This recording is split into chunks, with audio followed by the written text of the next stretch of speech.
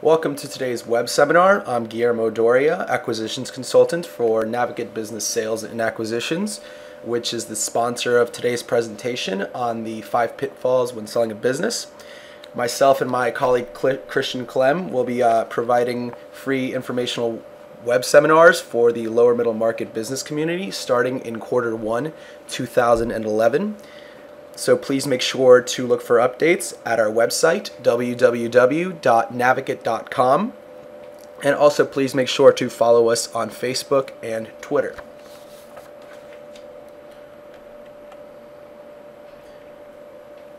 Again, my name is Guillermo Doria, M&A consultant for Navigate Business Sales and Acquisitions. My email address is guillermo@navigate.com. Please make sure to email me with questions or comments you may have on today's presentation. There comes a time for many businesses when they need to possibly think about selling up. A business owner can spend a lifetime building a company, then lose a large measure of its value by making mistakes during the business sale. Savvy business owners are underdogs when it comes to negotiating the sale of their businesses. Poor preparation, emotional implications, and a lack of experience tends to influence their judgment. So if one were to ever think about selling their business, there are a few common pitfalls that they should try to avoid.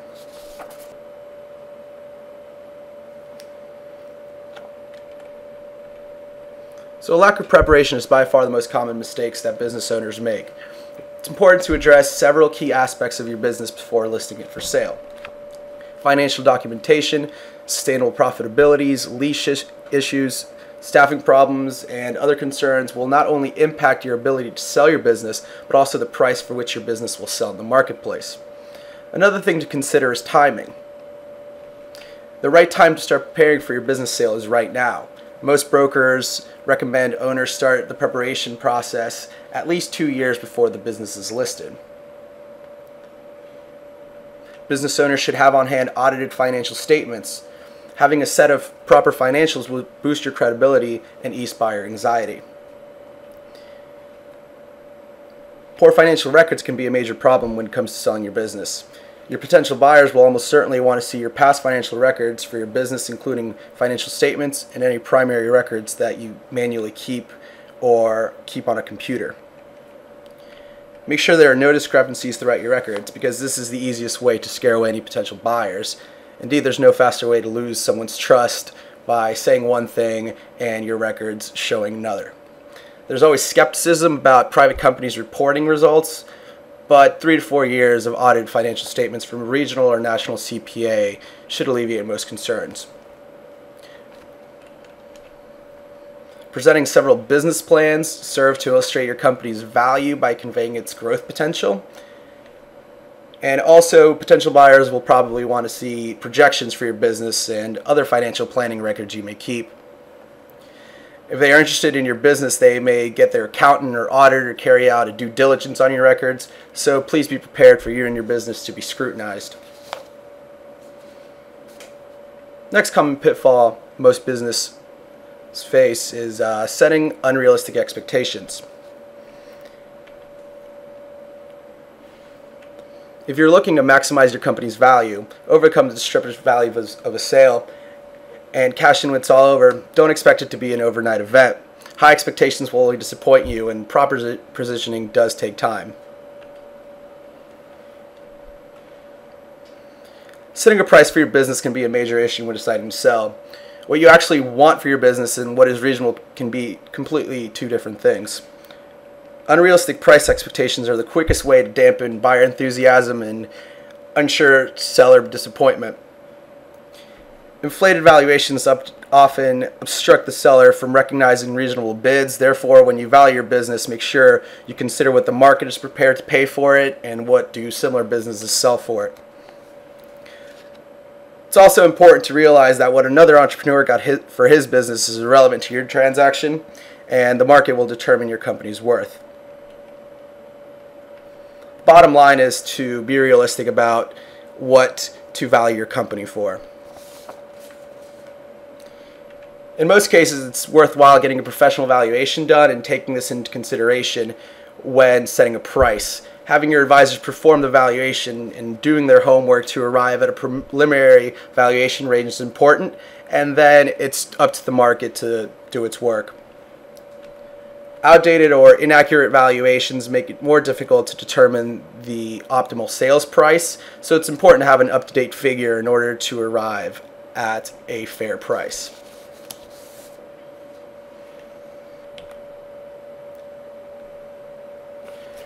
Next, we have something that I like to call standing up on a roller coaster. I believe that selling your company is a lot like riding a roller coaster, in that it could be one of life's most stressful yet rewarding experiences.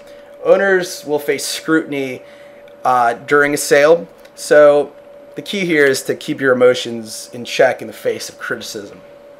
You will be scrutinized. In the case of those using a business intermediary, that can mean almost minimal involvement in the process, at least until final negotiations. And for others, it could mean regular communications with those handling the sale in order to clear up speculations or rumors, which are usually worse than the actual facts. In any case, being over-emotional is likely to lead to rash decisions based on the heat of the moment rather than on a rational agreement process. The proper attitude is key. Sellers with a bad attitude can also hinder a deal from closing. Many businesses which are profitable have excellent records, strong cash flows, and an excellent history that should easily be sold, sometimes don't sell simply due to an owner's attitude. The selling process is a difficult and demanding one for everyone involved, especially the seller. The "I don't have to sell" or "take it or leave it" attitude does not have a place in a business transfer. An owner with an open attitude that treats buyers as guests is more likely to sell. So I believe that the old saying about catching more flies with honey definitely applies here. And like I said, arrogance can definitely hinder closing. An owner with a good attitude, however, who realizes the burden of proof is on him rather than the other way around, is more likely to sell his business at a justifiable price. A good attitude is also important for the support team to portray. You need to portray the same positive attitude the seller has to show a unified front. Next, we have inadequately planning your exit strategy. And the old adage, timing is everything, is right on the money when it comes to a business transfer. The right time for selling might be right for the owner, but the wrong time for the business. For example, you may be wanting to exit due to an upcoming retirement, but if the sales and profits of the business have been declining, buyers and lenders will perceive that the business is in trouble, and that is the reason the owner wants to sell. If the company has had a bad business year in one of the last 3 calendar years, lenders may also want to back off and attempting to get a loan for the transaction. It's vital to establish a proper exit plan when selling your business. With good planning, you can orchestrate an exit that is favorable for you, your partners, your family, and your employees. The exit plan allows one to achieve personal and business objectives, control how and when you exit your business, maximizes business and personal value based on your exit strategy. It may minimize taxes, may reduce the threat of losing key employees during your transfer, and you may be able to achieve family legacy objectives through proper planning. Lastly, and perhaps most importantly, is failing to get expert advice. Oftentimes, sellers fail to realize the complexities of selling a business. If you do your own tax returns, file your own legal papers, do your own financial planning, your own negotiations, or a sales and a marketing guru, and have plenty of time to waste by people who don't mind wasting your time, then selling your business without an expert may be a good option until something goes wrong. You're an expert at running your business, not selling it. Even though there are many circumstances which a for sale by owner approach makes sense, most owners are better off at hiring a broker to handle important tasks such as preparation, showing the business to potential buyers, marketing, and most importantly, negotiating. Next, we have the potential hazards that one may face if trying to sell a business on their own. First is limiting the buyer universe. An owner will tend to focus only on one of two types of buyers, usually their direct competitors or their customers. Unfortunately, such an approach can very likely leave out many potential buyers not really known by the management. For example, interested buyers may be companies using same distribution channels but have largely different products. Or financial buyers such as equity groups or individual investors may be potential investors, but one fails to realize that. Next, we have creating bad blood.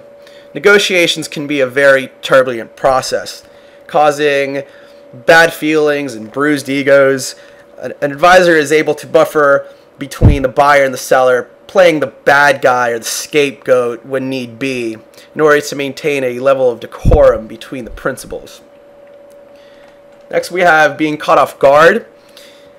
And this means by limiting the direct contact between the buyer and seller, an advisor can actually protect the seller from pressure to respond without proper consideration. In addition to this, an advisor can offer a compromise during negotiations without being committed to it in order to gauge a buyer's reaction. Seller negotiating directly forgoes this advantage. Next we have is lacking credibility. The involvement of a financial professional in managing the sale sends a clear message to a potential buyer that there will be competition when it comes to the sale, and that delay or similar tactics will be ineffective, and most importantly, that pertinent information will be carefully prepared and presented. Professional advisors, such as a business intermediary, will know how to market your company and know how to get potential buyers.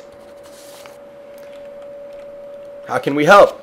Well, Navigate Sales and Acquisitions, also known as KB Consulting Group LLC, is a mergers and acquisitions advisory firm, and we provide services for companies generating $1 to $15 million in operating cash flow. We work on both the buy and sell side, as well as concentrating on both asset and stock sale. We can provide proprietary valuation with sensitivity and scenario analysis to set the right price for your company. We like to consider ourselves the emerging middle market experts, again focusing on the emerging middle market, which we like to classify as the businesses between $1 and $15 million in operating cash flow. And our group's experience spans from Fortune 500 companies, investment banking firms, business intermediaries, and private equity groups. So we are able to handle most of your business sales needs. And again, if you have any questions or concerns, please contact me at guillermo@navigate.com, and I look forward to having more of these webinars in the future. Thanks again.